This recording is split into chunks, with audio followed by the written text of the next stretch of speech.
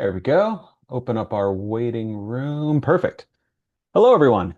Thanks again for joining us today. We've got a hot button topic to talk about, and I'm really excited about this one because here at Management One, we live in the inventory bubble, all things retail inventory related, and we always talk about inventory being one of the highest expenses in your business, but that's pretty close to your rent as well. So we wanted to put together a session here for you today to talk about the other massive expense in your business and what you can do to help pull some levers to alleviate the impact to your overall bottom line.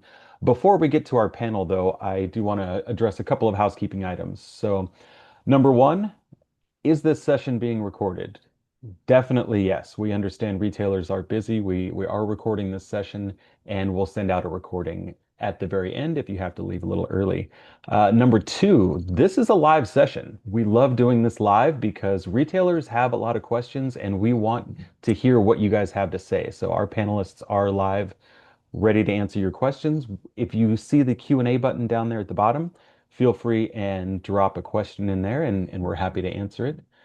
And with that being said, I will turn it over to Mr. Dane Cohen from Management One.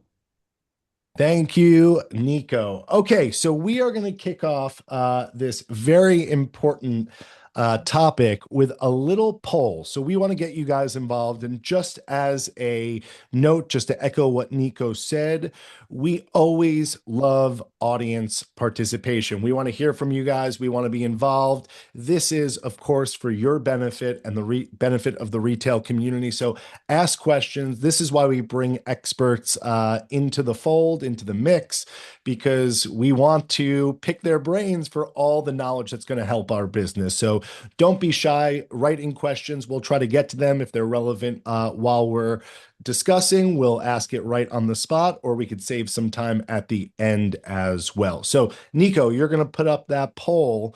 We want to I kick am. things off with a question for our viewers. Okay, and that question is, what is your current rent to sales ratio? So, approximately, what percent of sales are you paying in rent? I already see some answers coming in, but you're not going to be happy.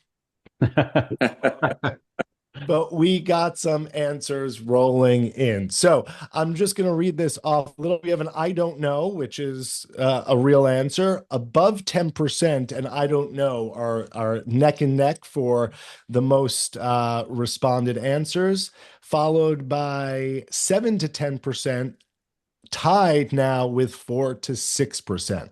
So in order, we have I don't know and above 10%. Next is 4 to 6%, and then 7 to 10%. So, Butch, first off, I want to introduce both our panelists. Butch is no stranger to the Management One community.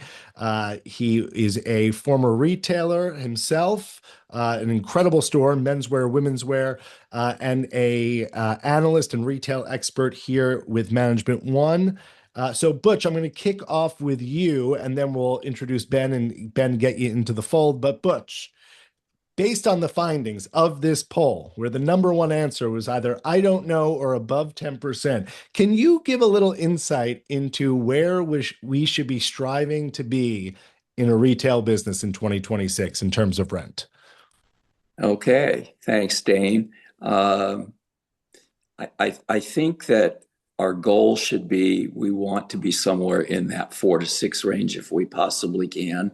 I realize that rents have gone up since we sold our stores 10 years ago, and probably 7 to 10 is what I would guess to be more the appropriate range now. But certainly we don't want it to exceed 10. And as we get into our discussions and talk about this a little bit more, hopefully we'll be able to give you guys some pointers as to how you might be able to get your rent factor a little bit lower. When I was in retail, we always tried to keep it around 5. I'd say if you could keep it around 6 or 7 today, you'd be doing a pretty good job. Yeah, and Butch, listen, I know that there's an obvious answer here, but humor me for a moment. What is like how does that impact a business, right? A business that's paying 5, 6% of their sales in rent versus a retailer paying again, we had a lot of answers, 10 or over. How is a business going to feel that?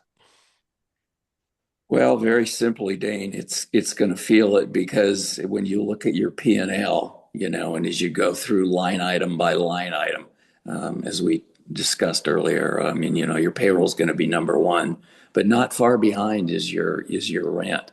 And if that rent factor is going up dramatically, as we will talk about, let's say north of 10%, it's going to squeeze the bottom line pretty dramatically. You're not going to have much left after all is said and done. Because as percentage points go, 1 or 2 points can make a huge difference into bottom line for a retailer. Yeah, and it's interesting because we have these conversations, a lot with new clients and just people out there in the community we're interacting with.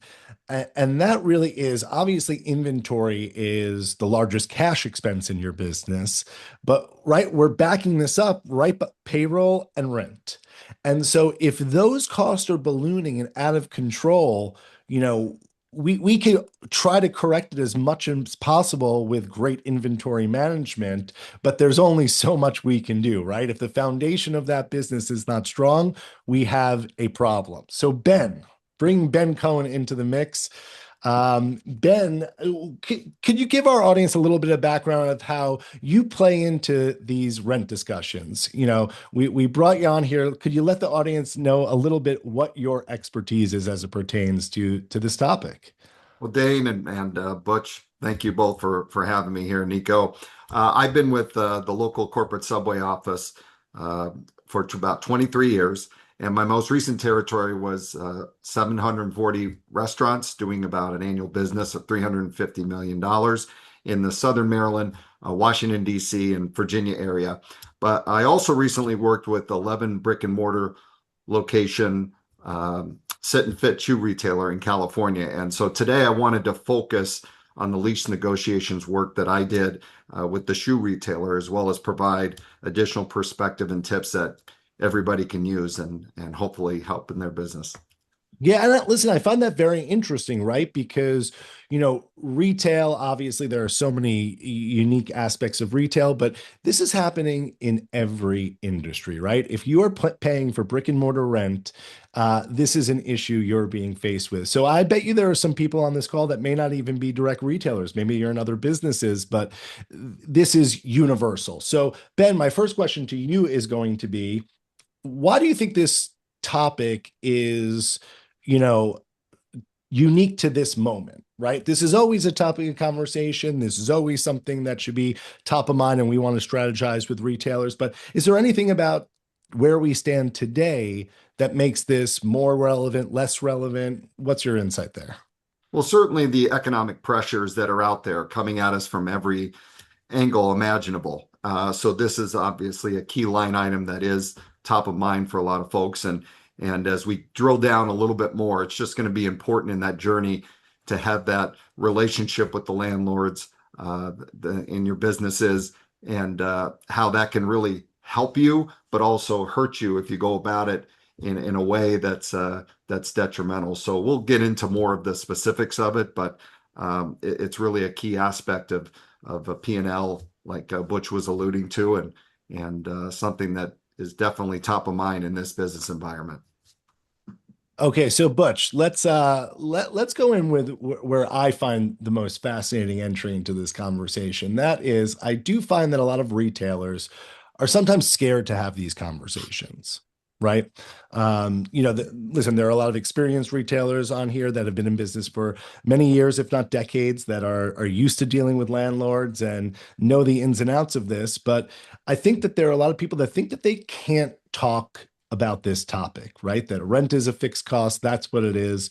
So why don't you talk to us a little bit about what leverage do retailers actually have in these conversations? It's a great question, Dane, and it's one certainly my early years in retail. I was as petrified as anybody to talk to my landlord about anything. I would avoid them at all costs. But, over the years, I learned that, they were our partners and they needed us as much as we needed them. And I honestly believe in many cases, um, they need us even more. It's not so easy to find a good tenant, to find a good retailer. And when you find one, it's gold. And it's essential, not just from your perspective, but from their perspective, that it truly becomes a win-win situation. So I think once you sort of break down those barriers and just, make a friend, create a relationship, same as you do in outside of retail. And once you've done that, then all of a sudden it doesn't become this adversarial kind of a relationship. It becomes a partnership. And once you approach it from that perspective, um, you'd be amazed how receptive they can be.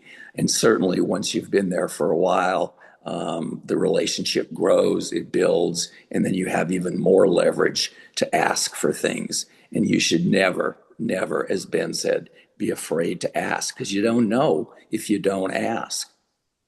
Yeah, and I think that that's a great point, right? They're under pressure to keep these spaces filled. So I think the fear that you're going to approach this conversation and they're going to say, "Get out of here," that's probably not what's going to happen. So there's definitely room to open these up. Now, Ben, you alluded to, right? There are right ways to go about these conversations and wrong ways. So, we're going to go into a little bit depth of, the five case studies of the stores that you recently worked with in this topic.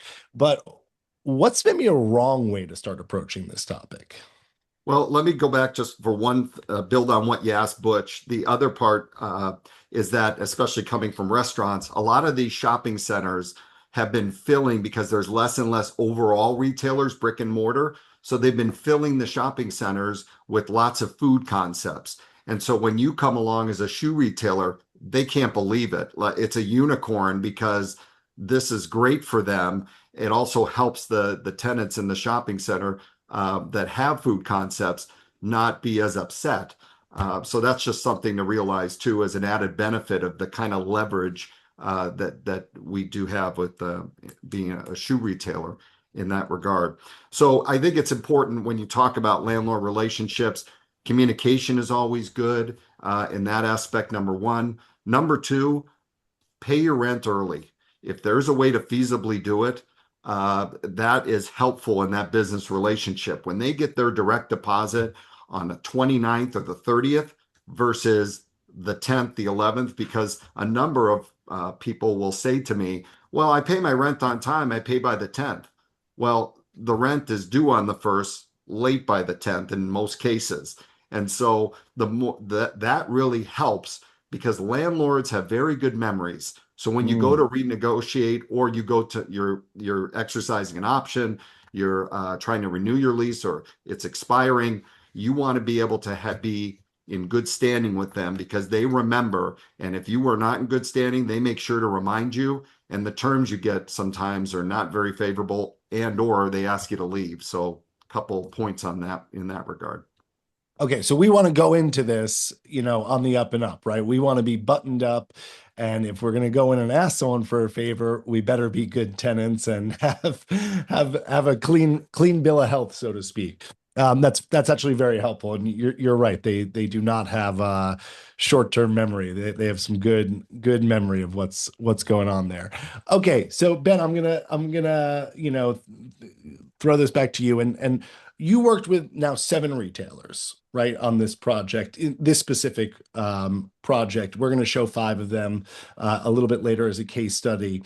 But do you just approach each one like the same? Is it just, hey, we're just going to go right in and ask for a rent reduction? How does it work in retailer to retailer? What are some of the differences that you're looking for when you start these discussions? Well, in this case, let me clarify. So I worked for the one shoe retailer, but you're correct. Because we had multiple locations, we did have multiple landlords. And what we looked at it as was, it just depended. Was our lease coming up? Is it going to be expiring? Are we in the midst of a term? And is there an opportunity with the circumstances in the world? And we'll get into that more so when we drill down on it. But what are the circumstances that we can talk about with the landlord that they'll understand and be sympathetic to be able in that partnership to make sense for the both of us? Because it's got to work for both of us, or it may not end very well. Yeah, and so Butch, that's probably a fear of a lot of retailers, right? I think the normal feeling would be, as I'm getting closer to the end of my lease term, that's when I can start negotiating or, maybe asking. But if you're just in the middle of your lease and what are the circumstances like how do you start approaching that conversation?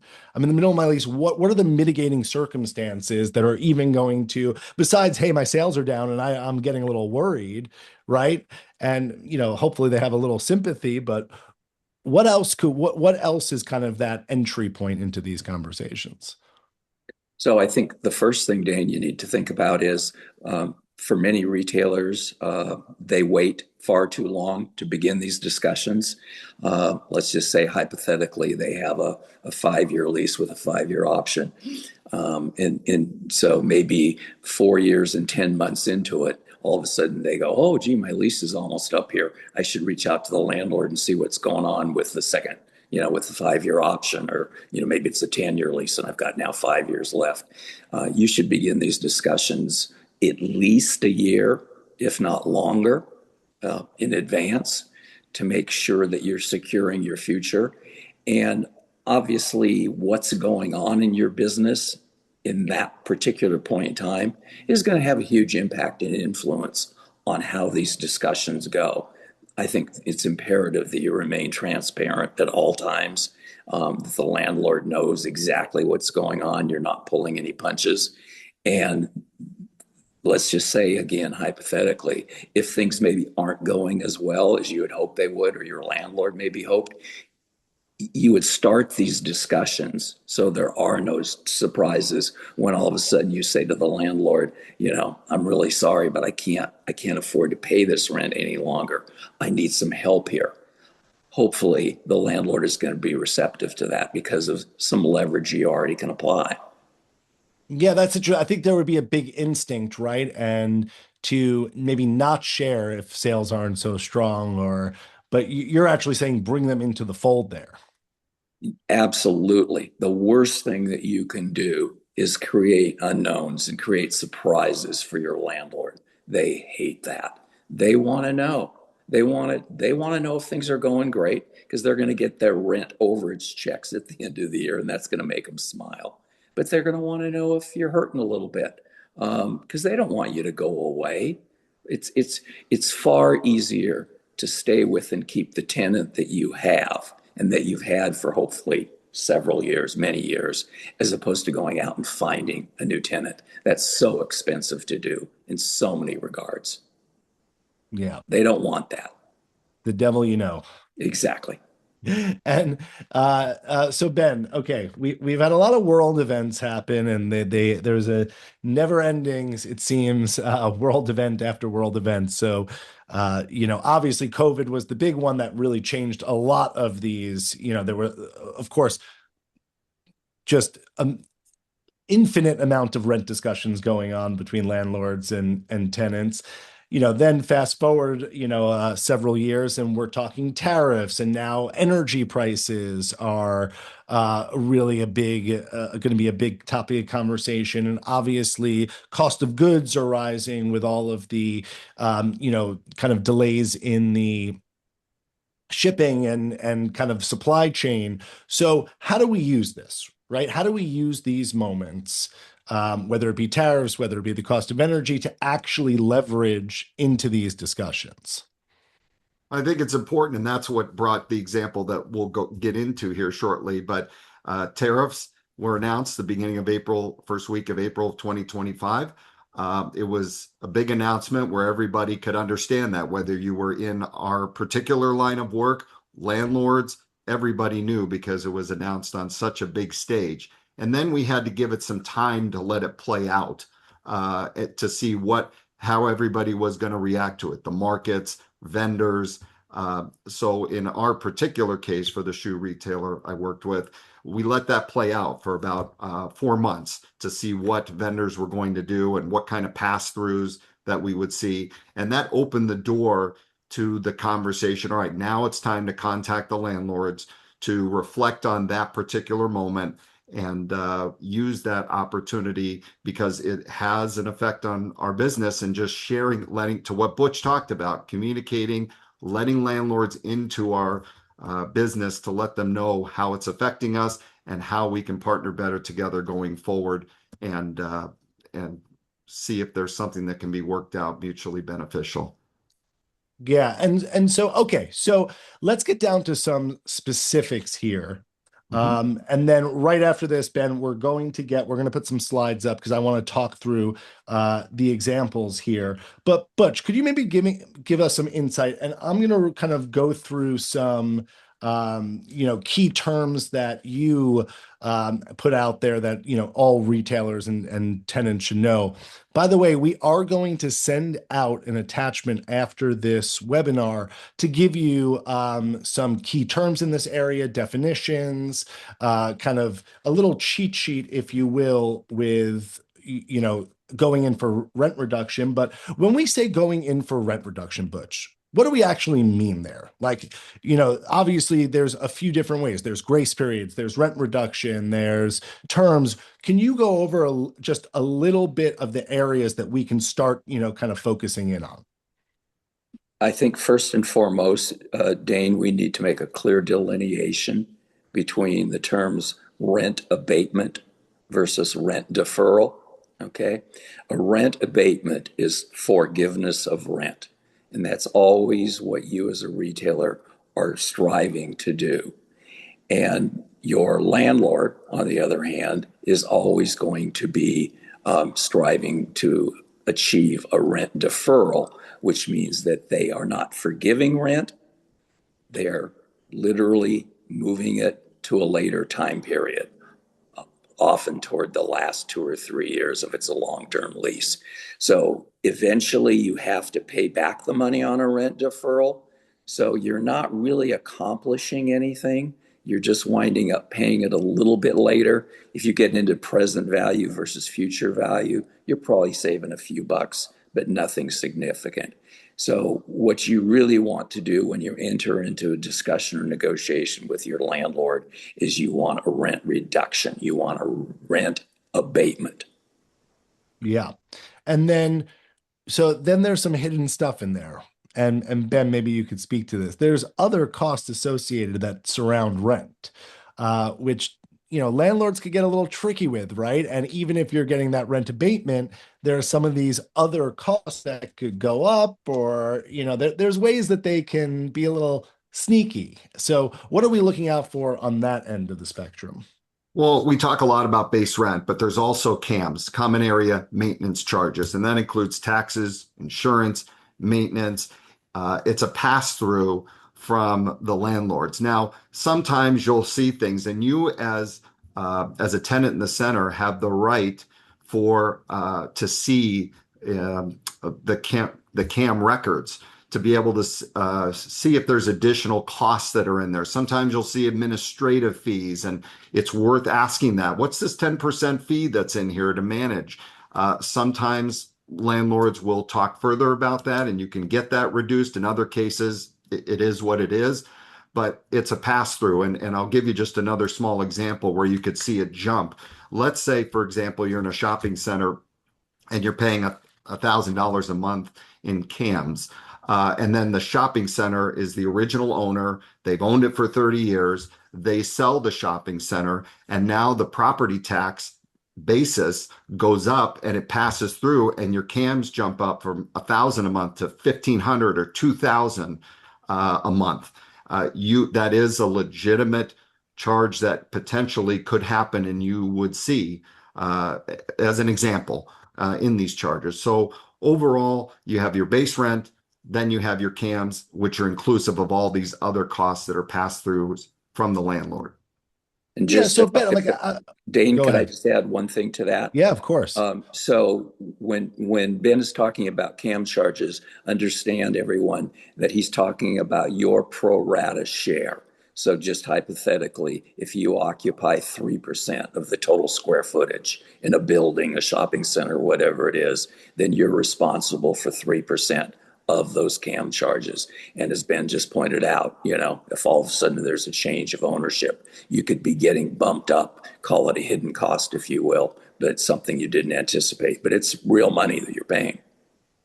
It's cost of doing business.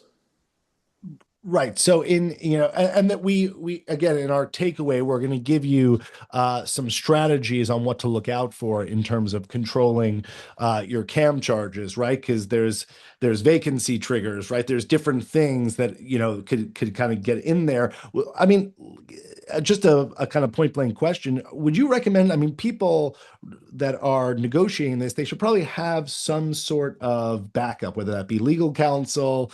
And sometimes, especially more smaller retailers don't have that. So who should they be looking to for backup? Is that directed at me? You want me to take it, Ben? You got it, Butch. Okay. Yes. The simple answer is yes. Um, I, my very first lease that I signed in 1974 was 3 pages. The most recent lease that we signed in 2000 and 13, I think it was 78 pages. I mean, I read over that lease so many times. I darn near memorized it. But the truth is, I'm not a real estate attorney. A lot of the things I just wasn't sure what they were saying. So we wound up hiring a good client of our business who was a real estate attorney who basically became our representative. And I can't even begin to tell you how valuable that was. He saved us so much money in the long run. And Butch, if I can add on to that, I echo what Butch says 100% because I've had the benefit in the restaurant industry as well as the shoe retail industry here to be able to see leases where for whatever investment the attorney or counsel or financial advice you could get that you pay is minimal compared to some of the clauses that are in these leases. Because remember, these leases are generally written landlord favorability, landlord in the landlord's interest. And there's nothing wrong with that, but that's all the more reason where you need to protect yourself to see what terms and clauses you can live with and what other ones you can give in on. But professional counsel is always highly recommended. Absolutely. Understand what you're signing, the document you're signing.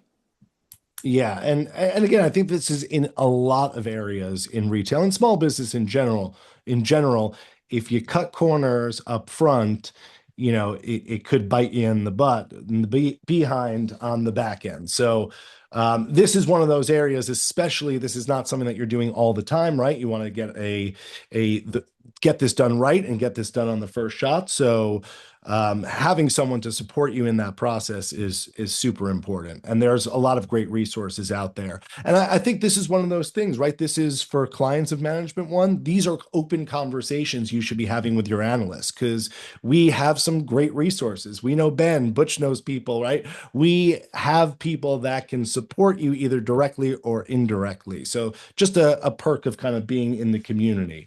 All right, Ben, I want to get into the details. So thank you for the correction there. So Ben was working with a shoe retailer with 7 different locations, or was it Yeah, seven? we had 11 total, but 7 we worked on specifically to renegotiate our leases. Okay, great. So this is interesting, right? Because this is one retailer that now has to deal with all of these different variables, and it's going to be different, location to location to location. So, Nico, if we could pull this up, I want to look at the case study that just so that we can get some more information. And Ben, hopefully you could help shine a light and how you approached each of these. I got you covered. As And I'm putting that up, we have a lot of questions going in chat and in our Q&A. There was one that's a quick yes or no. So while I'm pulling these slides up, I just wanted to throw it out there. Maris is asking, should we include CAM charges when calculating rent to sales ratio? I think you should. Yes, Basically, you're going to get a lot of CPAs probably saying no, but it's your cost of doing business. It's an occupancy cost. So yes, I think it should be included. I se- Sounds like you agree, Ben. Butch, I second it. All right. Thanks so much.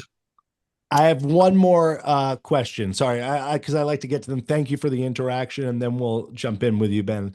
I know we're all chomping at the bit. Can the landlord add an additional fee at the end of the year because they overspent the CAM received for the year?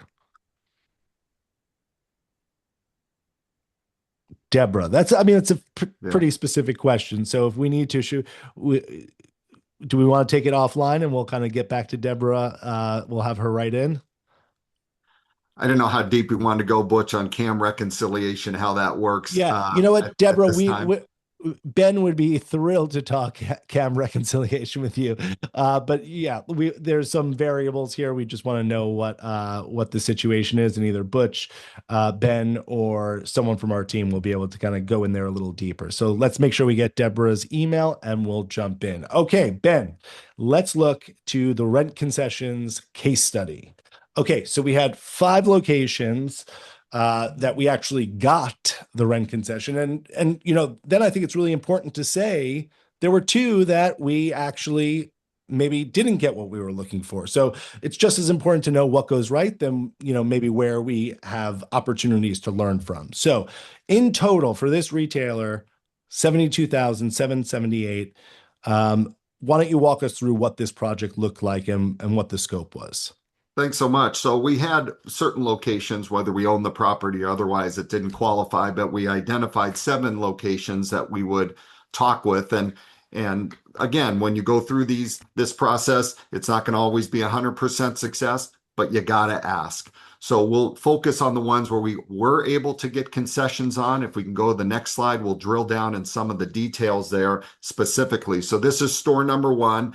This is in August, September 25. We knew we had about a year, just over a year left in our lease. And we had received rent concessions from this particular landlord in a prior time. So they didn't want to go back on the rent or reduce rent. So they did want to help us. They knew, and we had communicated, our particular store looked a little tired, needed some work. So we asked for TI, which is a tenant improvement allowance. So in other words, this was $30,000 they would give us towards a remodel. So all we have to do is submit the receipts. They cut us the check for $30,000. We are also to get an additional 5 years. So we were going to invest in the remodel, get additional term, and also there's another ask that we had in this, which is to hold the rent flat. Typically, you'll get an annual increase of about 3% CPI, Consumer Price Index rate of inflation they have in there.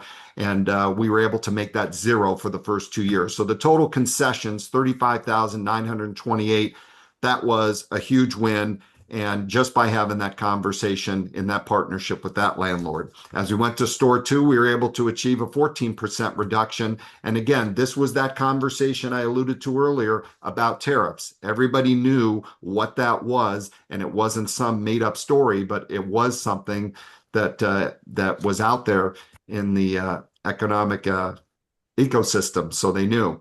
So the period was for the rest of 2025, $635 a month. And then we were going to see where that landed December 2025, have another conversation for a potential continuing that on for a little bit more. And Go ahead. So Ben, I just want to, because I think this is really interesting, right? Sure. Because these are 2 very different outcomes, both saving money, but 2 very different outcomes. So, being able to think bigger than just asking for a rent reduction, I mean, that's a brilliant thing to get your landlord to support those remodel costs. because ultimately, not only are you going to get that savings that you would have spent, but it should bring you more money in the long run, right? Because you're going to have a beautiful new store or a beautiful remodel or aspects of the store that get updated. So you're not only getting that relief immediately, but you're also setting yourself up and investing in your business long term. It's very true. And to your point, Dane, you have two different circumstances here. One where our lease was expiring in store one, and store two, we were midterm. And usually midterm, it is more of a challenge to get concessions from landlords, but this is where you use those opportunities to have that dialogue with your landlord about where the business is at.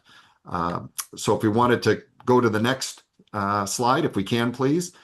We had another store where we were able to achieve an 18% reduction. Now, this was a little bit more longer term. They were more generous in this case, in this neighborhood. So this was for a longer time period here, for about 10 months, $1,431 a month savings for total concessions, 14,310. Store four, 15% reduction. And this was a time period of 6 months, $2,000 a month. Over 6 months, $12,000 overall concessions we were able to get with the landlord there. We can go to the next slide. And this is store five. And in this case, we were already on a month-to-month lease. So the leverage was there already where we were deciding, do we keep it? Do we close it? Landlord says, okay, no, stay put. We'll give you $2,000 a month savings for the next 4 months. Keep it open. Total save was $8,000 a month. $8,000 total saved in this, 29% rent reduction secured. So this was another, again, a different circumstance, but able to look at that and customize an outcome that could work for the landlord and for us. They keep a tenant, we keep open, see if we can help the business and improve it in that area. But this was a good outcome, and in this case, and was able to keep it open. So if we have that's what was here, the full picture. So again, we were able to get out of the 7 total landlords we approached, we got 5 wins. That's pretty good. That's 71% success, which is excellent. The 2 other landlords weren't able to come to the table and played hardball. In some cases, what happens is their centers are fully occupied and they feel strong about their position and they're not going to give in midterm. That happens.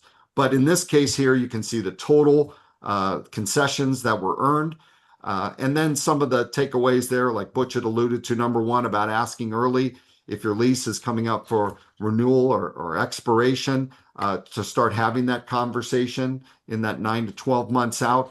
And there's pros and cons with doing that, but it seems like a good best practice. Number 2 is talking about the data, what's happening out there economically. In this case, it was tariffs, but also just be purely factual. It's not an emotional decision, but based on the way that traffic is happening for whatever reason that might be impacting our business. And then the third, it's not just about rent reduction. Rent reduction means it's an umbrella of all these various terms and tactics that you can talk to the landlords about. In some cases, they'll do rent reduction. In other cases, you saw we got a $30,000 contribution towards a remodel because they didn't want to reduce their rent. So that's something to be aware of. Every deal was different, customized for the particular circumstance. And again, if you don't ask, you don't get. It's worth a conversation. I cannot say it enough. I think I've said it 14 times already, but it's definitely a big thing to do for the sake of your business. And that's what that last slide talks about, is exactly. Don't be afraid to ask. Yeah, and there's another expression: never put a good crisis to waste. Right? We want to take it. Never let a serious crisis go to waste. Yeah. Yeah, never let a serious crisis go to waste. So, that's definitely another way of looking at it, right? If the world's hurting and your pocketbook is hurting, everyone wants to band together. So, okay, we have a lot of questions actually coming up around CAM charges. So I'm going to kind of organize this a little because we want to get people's questions answered, especially on reconciliation. So I'm going to put out there some strategies. You tell me good idea, bad idea. Okay. So here's the strategies that we have for controlling costs. Okay. Can we cap CAM charges? Tell us a little bit about negotiating a ceiling. Is that a good strategy to take? Yeah, yes, it is. If you can, of course, again, asking for it.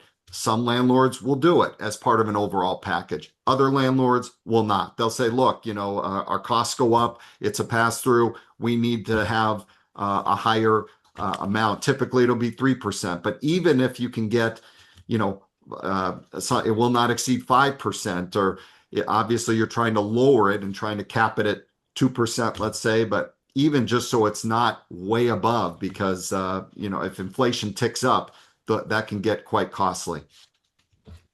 And Yeah, also and understand on the other side of things, they're going to try to recoup as best they can whatever concessions they're giving you. So don't be naive in thinking that you're necessarily saving all that money up front. It's going to get you eventually. Understand they want to keep you as a long-term tenant. And part of that is making sure from their perspective, whether it's TIs, rent reductions, whatever form it takes, they're going to want to get more years out of the term from you.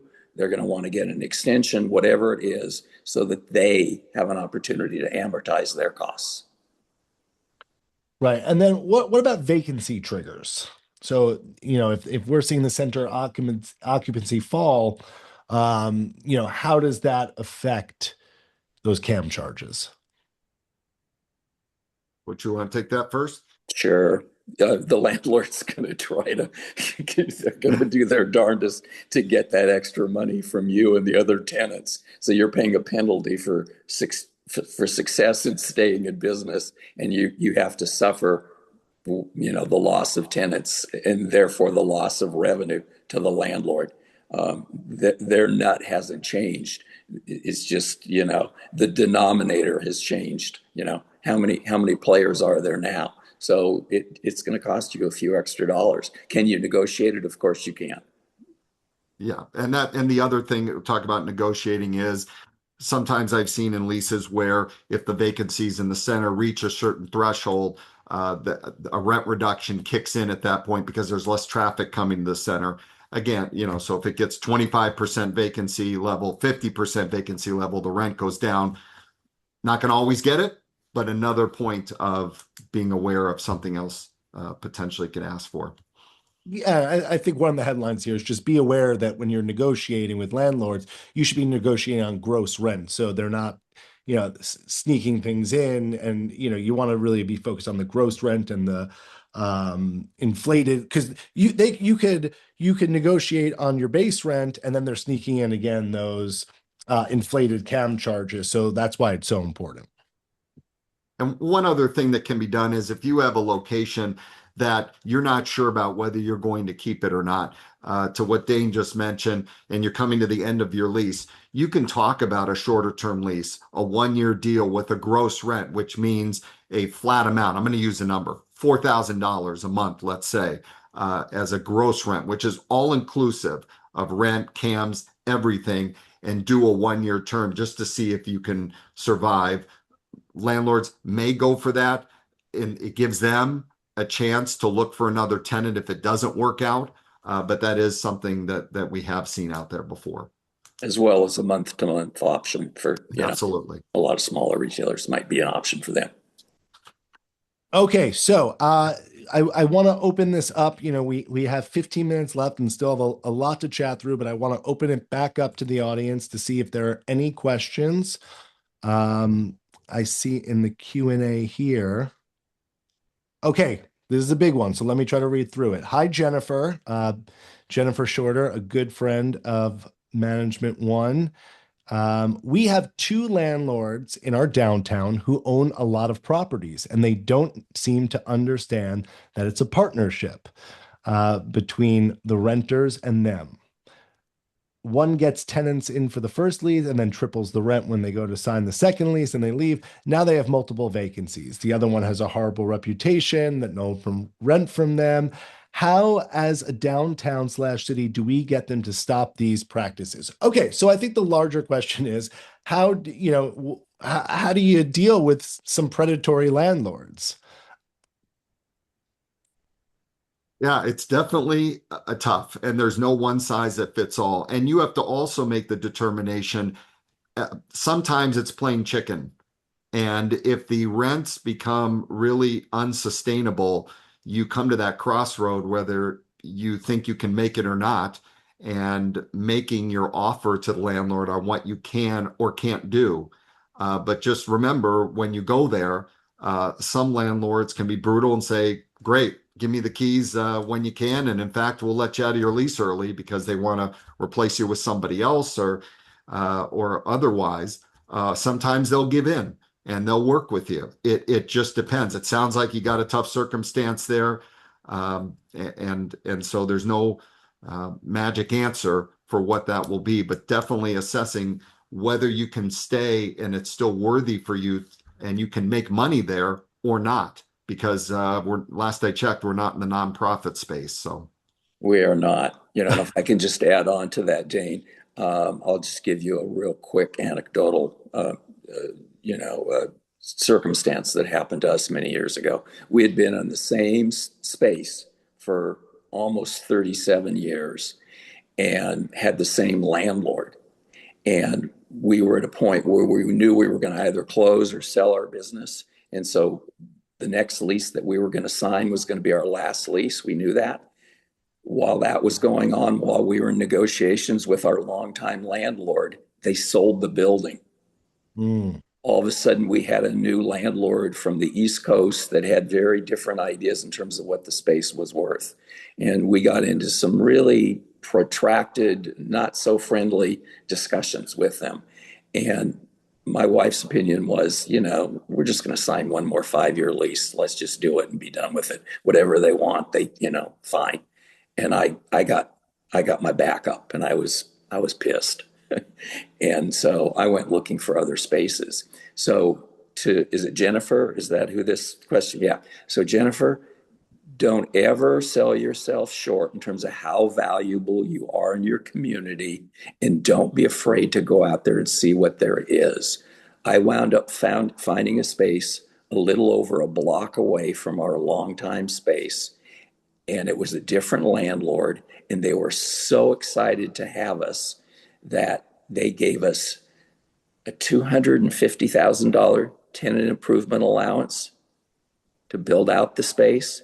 They gave us 3 months of free rent and all sorts of other concessions. And we moved into that space. Our customers helped us move on rolling racks. And we had a phenomenal weekend, record breaking That's in our great. new location. And it was just because we just decided, you know what? We're not going to be pushed around. So don't sell yourself short in this, Jennifer. By the way, Butch, that is local retail right there, right? That's independent retail. It That is. that It story of is. the rolling racks and helping you move, right? That's so core to who we are. And just one more quick thing before we jump on, we have another great question.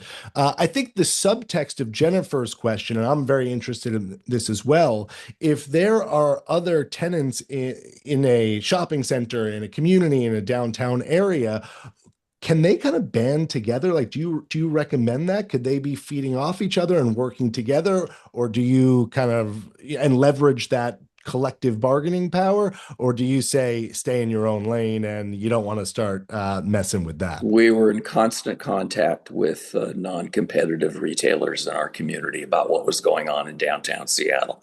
Not only did we communicate with them, but we had retailers around the country. We were part of a group, and we shared information all the time about leverage and what's going on in leases and how to get a better lease. We were able to negotiate uh, uh, de-escalator clauses in our last lease, which I had never even heard of before, that a friend in Charlotte told me about. And it really saved us a lot of money. Very cool. Okay, so strength in numbers.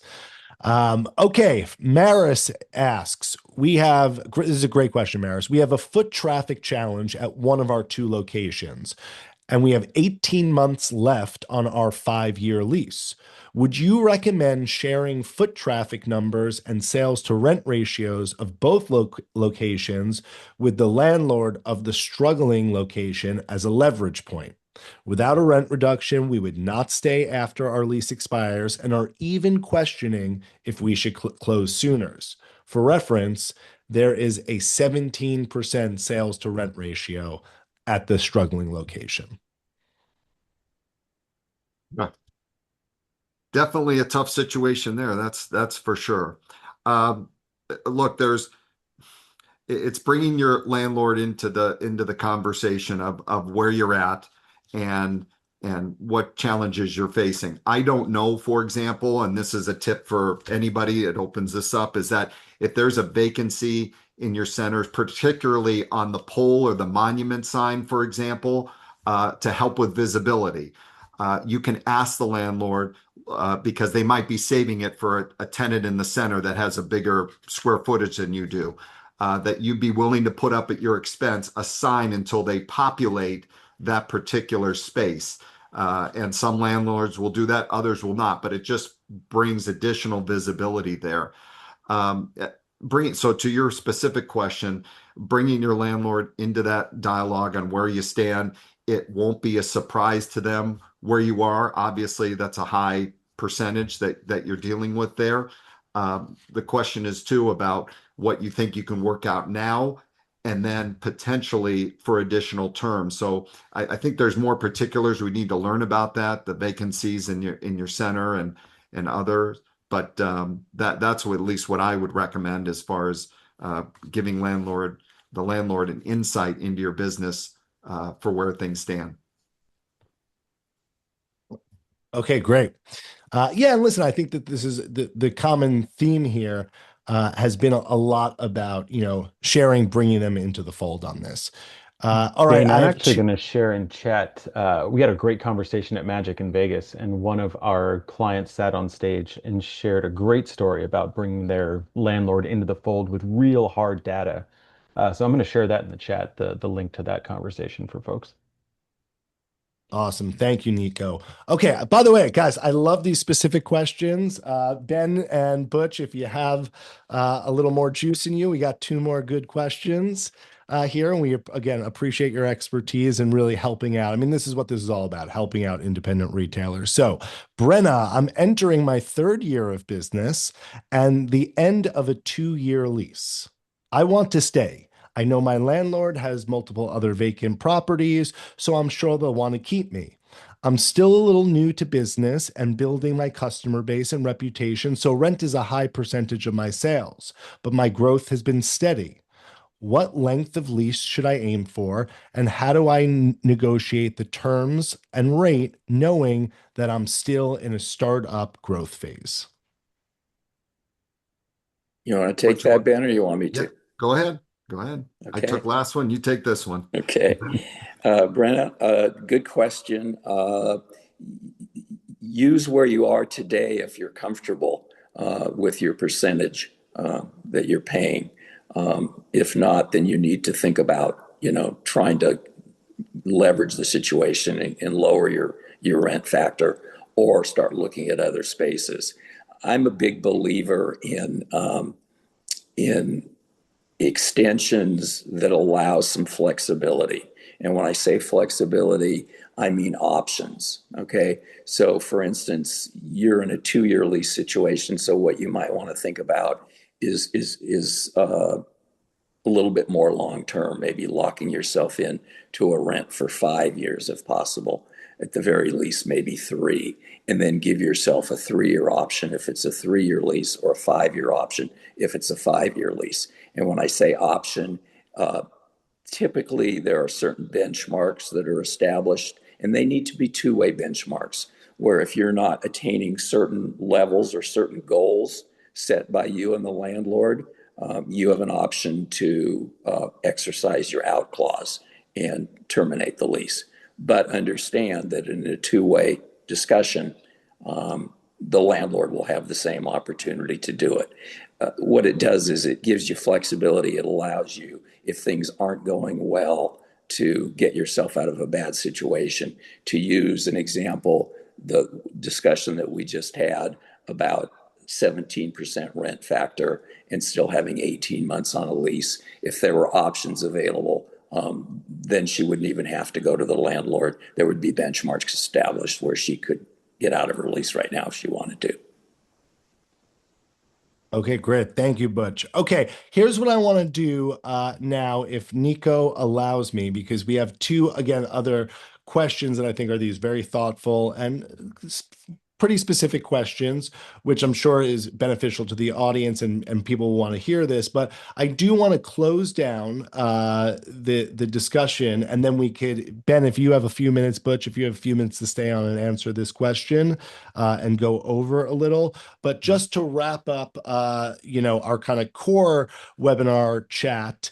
Ben, any final thoughts just on how retailers, should really be behaving and thinking as we move into, and what I think is going to be really interesting is just these energy costs and how that's going to filter down to the business community. So just final thoughts from you on, where retailers' heads should be at when it comes to these discussions.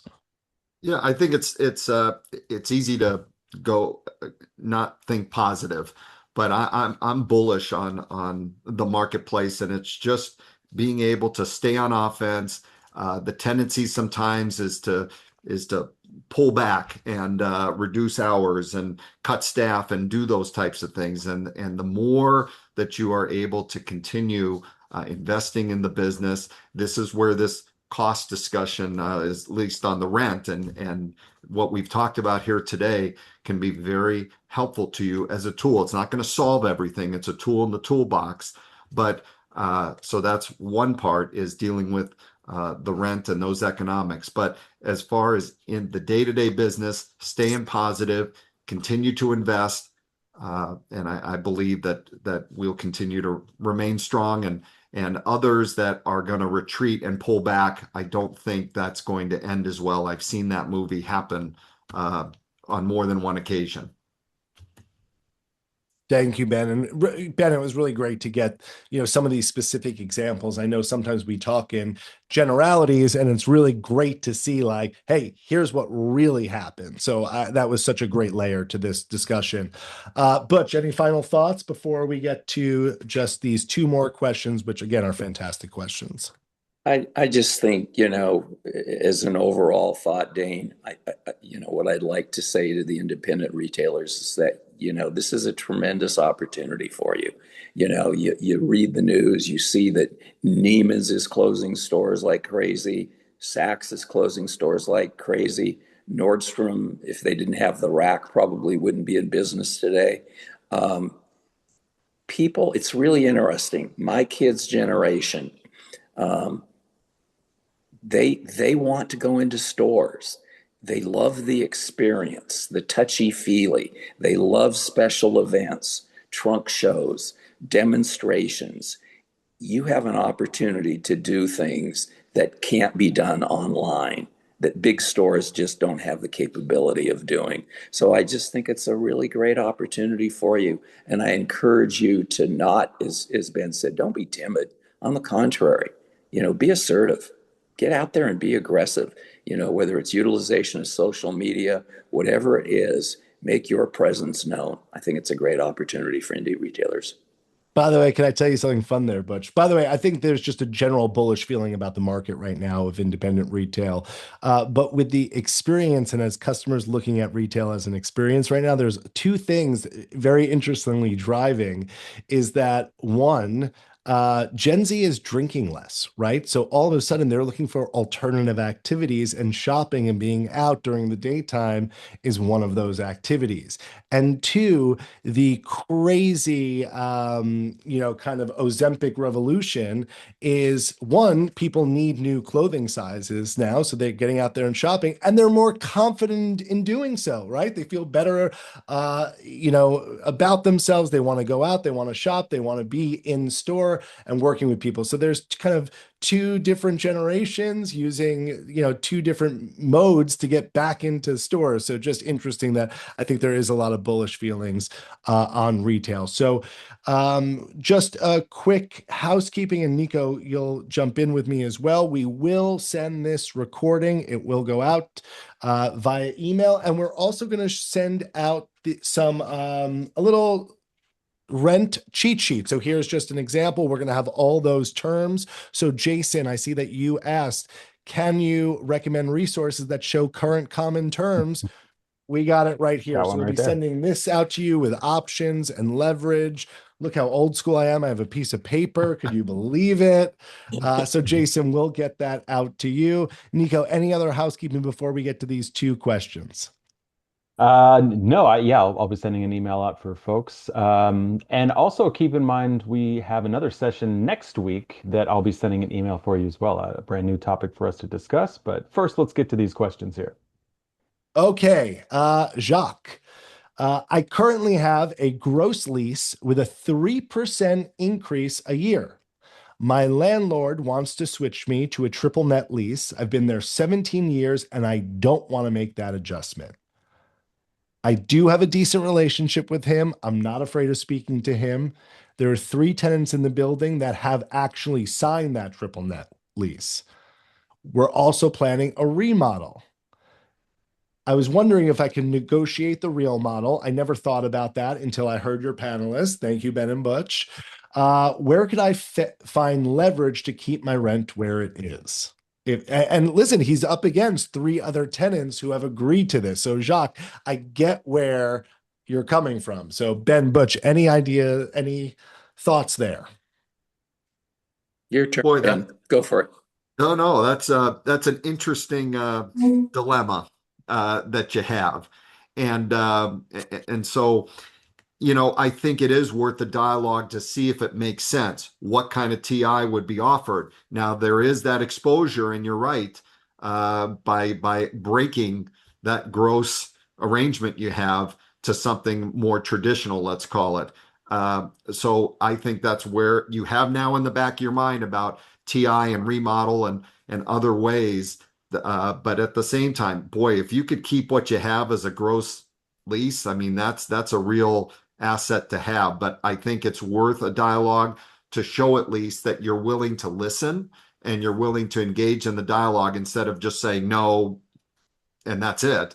Uh, so that, I mean, if I was in your shoes, again, that's how I personally would approach it. But obviously, you have to assess it yourself. Bring in the conversation with the landlord, have that, see where you can get to, and then take it offline. You may not decide that second, but digest their point of view to see what makes sense for you. Yeah, I think you really got to leverage that 17 years. And you probably were the reason other tenants came in. You helped build that traffic. So I don't know how long the other tenants have been there for. But if you were kind of in there years before them or sometime before them, your landlord has to give you the respect of having built this with him. So, hopefully that could be a little leverage there too. And Todd. Hey, Todd, good to hear from you. It's been a while. Always love to hear from Todd. So Todd, of course, he forgot about the webinar and just came in a few minutes ago. Classic Todd.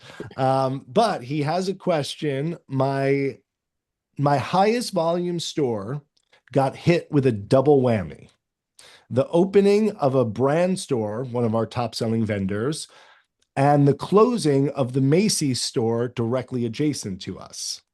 That is a double whammy. This was last March. We subsequently lost 60% of our revenue. Ooh. The mall was also up for sale, and maintenance and such just suffered terribly.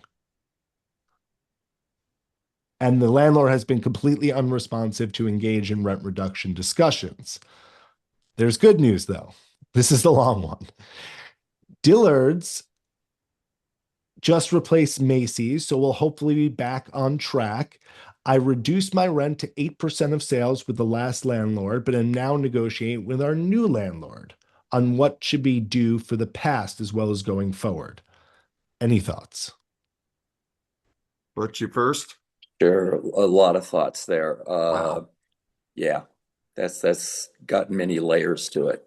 Uh, Dillard's moving in. I think personally, I think they're a better operation than Macy's by a long shot. So I think I think your volume will go up accordingly there.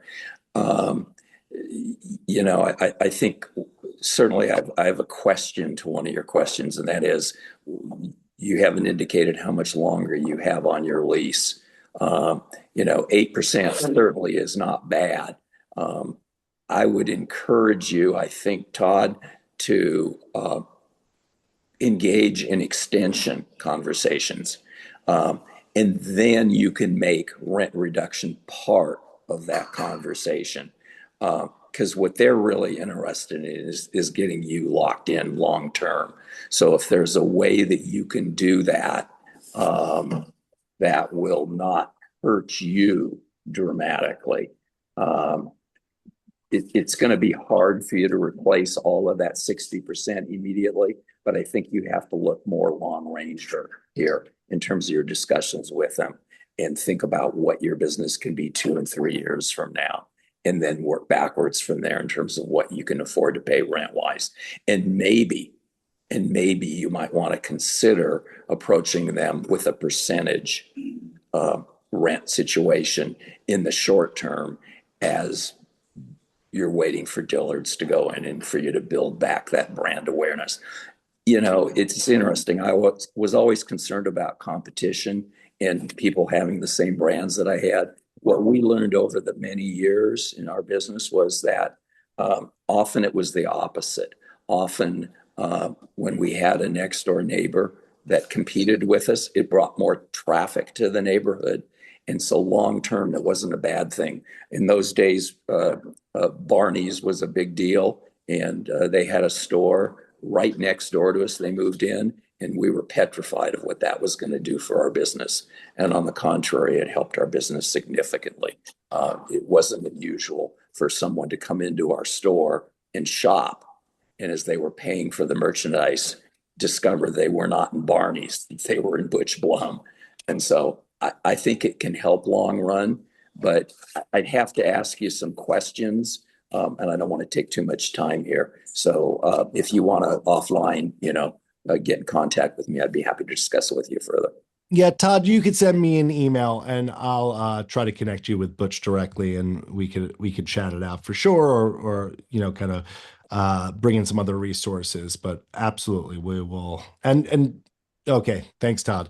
And then one more, we just have Edgar. Edgar, I think this is I don't know if there's a question in here, but Edgar is just sharing that we've been operating in the South Florida market for about 4 years, last 2 years in our current location, before that in a much smaller and less visible space. We moved into the new location thinking at which doubled our rent, expecting stronger growth. However, sales remain relatively similar, and now with tariffs that have increased our cost, our margins are tighter. They like the space and the location still has potential, but we're trying to approach the renewal cautiously. The landlord doesn't seem very receptive to lowering the rent, but they are open to discussion. So, Edgar, it sounds like to me, if you're doing similar sales to a smaller, older location and paying double the rent, and your landlord isn't really open to reducing rent or talking negotiations, that's obviously the first place that you're going to want to start. But I think it may also be maybe there are other options out there. So I think we'd want to know how much time is left on this lease you have now. But again, if your margins are tighter, costs are increasing, sales are staying the same, and you don't need that bigger space, even though it's nice to have, I think exploring your options may be good. Butch, Ben, I don't know if you have a different perspective, but Yeah, that's tough when they don't want to go back on the rent. That's for sure. And if there are any things that can help, one other ask, which again doesn't go towards the base rent, but something else. For example, if you can get a replacement of an air conditioning unit, for example, that sometimes is $10,000 or $15,000, and that's something that coming into the summertime that it's not gonna work, and you're gonna have to put out that money.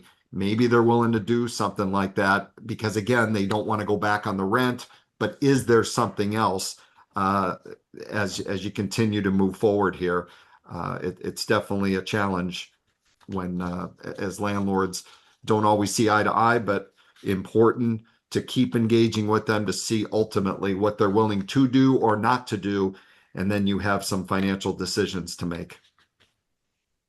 Awesome. And then Nico, I saw Beth raised her hand.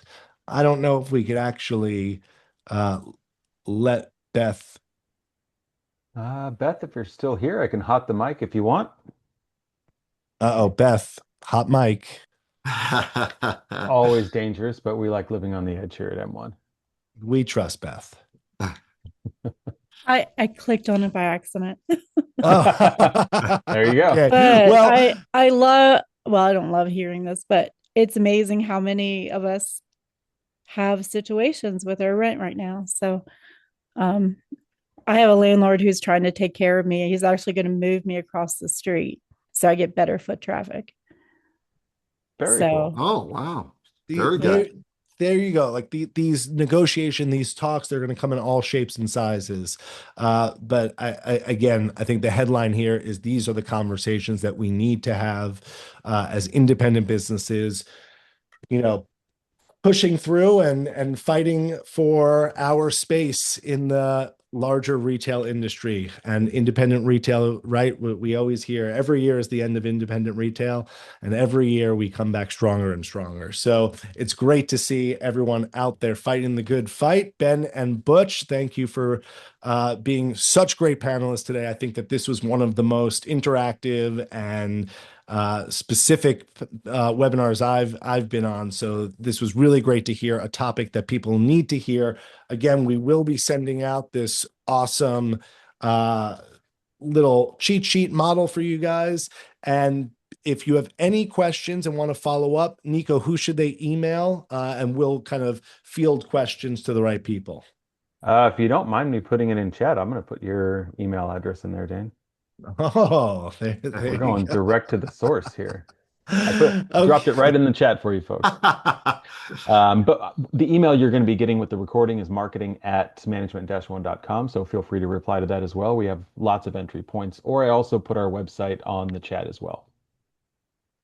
All right, guys. Great. And as always, thank you to the Management One clients joining us and our partners. And if you are interested in learning more about Management One and our services, Nico, you'll drop that Get Started link right in there, and we will follow up as well. So thank you, everyone. I know we went a little over, but such a great conversation. Ben, Butch, a pleasure. Nico, as always, thank you for being our Sherpa of the webinars. Thanks, Thanks, guys. everyone. Thank you so Much much. appreciated. Thank Thanks. you.